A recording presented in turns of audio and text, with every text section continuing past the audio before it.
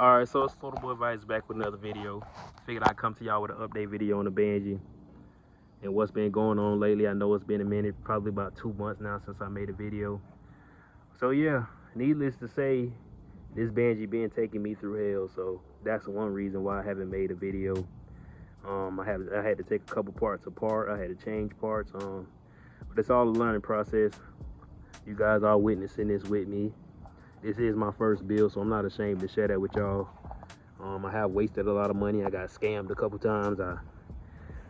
Anything you can think of. So if y'all trying to do something like this and it's your first time doing it, really study before y'all jump into something like this, because you can waste a lot of money, especially if you want to build it like this. But yeah, with that being said, this is my personal banshee, so I don't plan on selling it anytime soon, unless somebody comes to me with $20,000 or something like that. But I'm just gonna jump right into it, tell y'all what's going on, tell y'all all the upgrades I did. Gonna do a little walk around video. Hopefully this is the last walk around video I do before, you know, I can ride it, so I can get some content out there for you guys. I know it get boring me just talking all day, so yeah. Yeah, like I said, I'm just gonna jump right into it. I'm gonna go from front to back, address the things that I changed. Then I'm gonna go over some of the old parts, you know, some of the stuff that I already explained for you guys that's new to the channel. Yeah, hopefully this video not too long, but yeah, just jump right into it. So for first impression, you guys can see that I did change those shocks out. ATV Galaxy did make a mistake and sent me drag shocks. In my last video, I explained that on the reason why I changed these shocks. So what I'm trying to accomplish with this build, if you guys don't know, I'm trying to do a trail build. If you can see how it's sitting and everything, you can see those huge Nerf bars on there. I'll talk about that later. But what I'm trying to accomplish is a trail build. So the shocks they sent me were drag shocks. I found that out a couple months later after me setting up the banshee, you know, putting the wheels on and all that. I was wondering why the front end of my banshee was sitting to the ground. So basically it was sitting like this, tilted. The nose was tilted to the ground, which is no good for trail riding. So I contacted them, told them, measured the shocks. They were about 13, I believe 12 or 13 inches long. 12, 13 or 14 inches long, I don't remember. But with that being said, these are 19 inches. So what, probably about 4 to 5 inches longer than those shocks. So yeah, so I had got that handled. Shout out to ATV Galaxy. They did give me my credit back, plus more. They got these valved and tuned to my weight also. So shout out to them. Without them, I wouldn't have these shocks, because I don't want you guys to think I got money out there. These shocks are too expensive. I believe they're like, retail, they're like $2,300. But I probably got them for like $1,000. So I know that's still a lot to spend on a shock, but a shock of this quality is really unmatched. So that's why I got that. And then we also got the long travel A-arms to match those shocks. These are Fireball A-arms, as you can see. Fireball A-arms. I did sell those long star A-arms. Reason being because I had to match the length of those shocks. Plus I did want long travel. So yeah, that's why I changed those out. I ended up selling those. Most of the A-arms really paid for itself after selling those, so I'm not really too worried about the price on those. And then I had to change out those wheels because the old wheels I had was 3+2 and these are 4+1s. So basically what that meaning is, the center line is a little out, causing the wheels to go in, if that makes sense. I call making it 50 inches. Before it would be 52, if that makes sense. You guys in the comment section, correct me if I'm wrong. Don't execute me. Correct me if I'm wrong. But yeah, hopefully I explain that best as possible. Still got the shears on here. I did upgrade to IMS oversized gas tank to complement those 35 PWKs. And then I did change out that lockout because the other one didn't want to sit on the basket, so that's why I changed that out. We got the oil in there. I also got a Pro Mod transmission in here.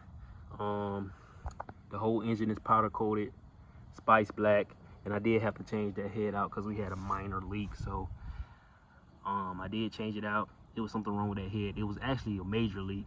It was leaking out of all the studs. So we did change that head out. No leak so far. So if it does leak, I'm gonna have to put on those acorn nuts, which is another $50. I'm just trying to save money right now. I did put a lot of money in here. I'm broke right now. I can't eat. But got an XFR Nerf bars. I don't know how I feel about these Nerf bars though. They're wider in person than what they look online, but I did get those for a good deal.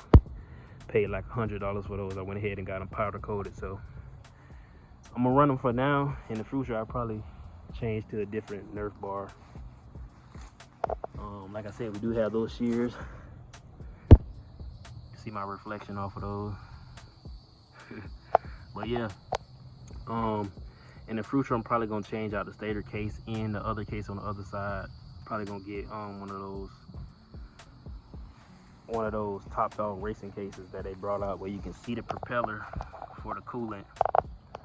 I had to add a coolant overflow just so that coolant don't get on my powder coat. So you guys, if you planning on powder coating your engine, if you planning on powder coating your frame, do not let gas get on it. Do not let coolant get on it. Do not let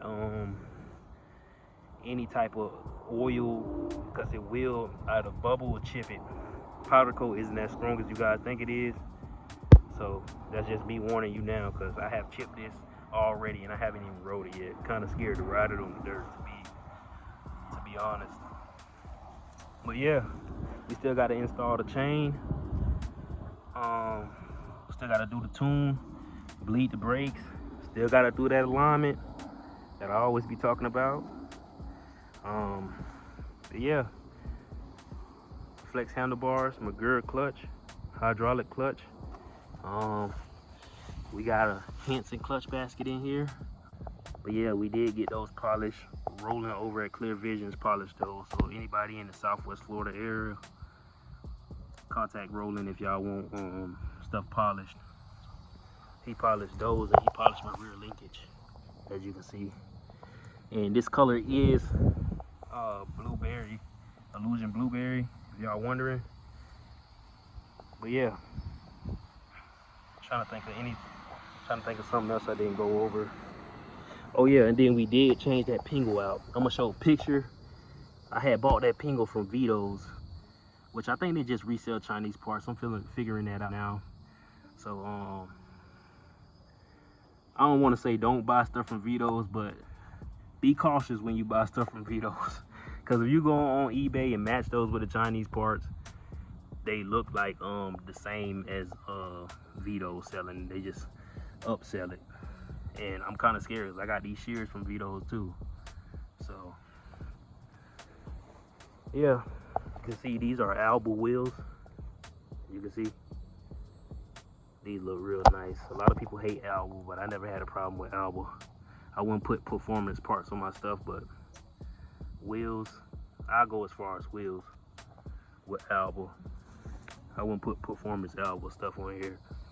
Only thing I will put is wheels, is what I'm trying to say. We also got the brake line clamps by Alba. We got a streamline brake line on here,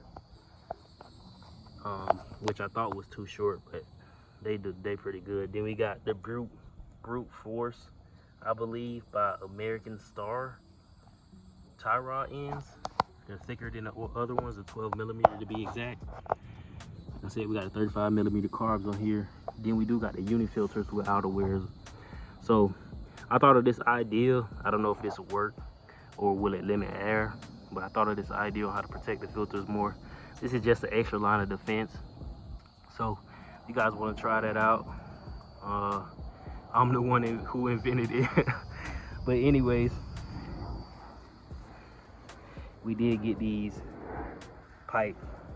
I don't know how this is gonna work out, but they got a couple layers of that under there, so we got that pipe wrap on there, little titanium wrap. Then we got these. This one is flipped upside down, but these little plugs in here, as you can see, pull for a whole shot. I like these, even though it's not an FMF pipe, but it look nice to me. But yeah, we do have the Fox podiums on the rear here. I did adjust it earlier today to make it a little bit higher in the rear, just to match the front. Trying to make the bike a little bit level, or the front a little higher than the back, probably by an inch or a half inch higher than the rear. But yeah, in the future, I'm probably gonna change the swing arm. I already talked to Larry over at Fireball about that, so I'm probably gonna go -1 in the future. But yeah, then we got an hour meter on here. As you can see, I only had it running for about 6 minutes. I'm not trying to run it too much because I don't have it tuned yet. But I am gonna crank it up in this video just so you guys can hear. If it don't crank up, I ain't posting the video. But yeah, so I'm just gonna get on to the startup.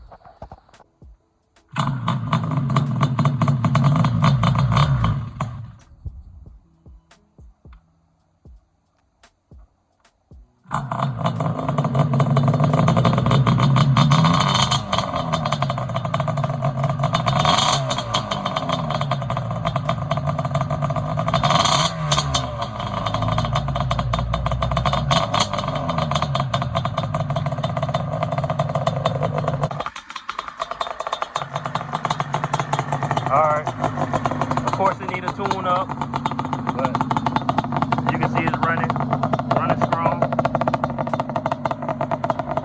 Smell good too.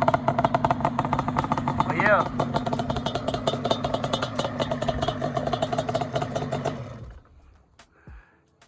Y'all like, comment, subscribe.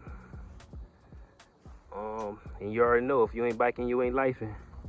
Y'all be easy.